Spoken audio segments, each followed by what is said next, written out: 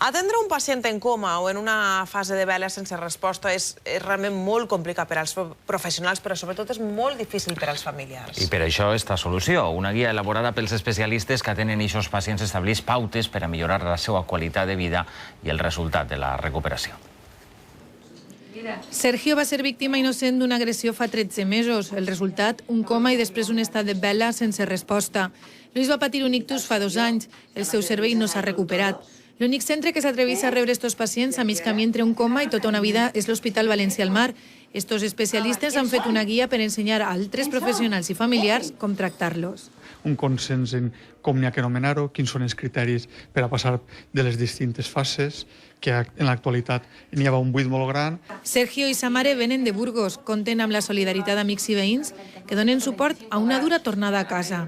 Ese estado que se llama de hospital, estado clínico, y el estado en el que despiertan del coma, hay un periodo intermedio.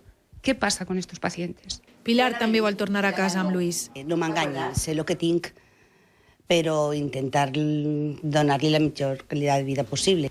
Estos experts busquen a més solucions per al cervell danyat d'estos malalts. Un nou estudi prova l'alteració en les connexions entre les neurones. Primero, para tratar de encontrar qué estructuras o qué zonas son las que se encuentran más alteradas en estos pacientes para en un plazo posterior intentar herramientas terapéuticas dirigidas sobre estas mismas zonas. Tot esforç és necessari per tractar de recuperar estos malalts.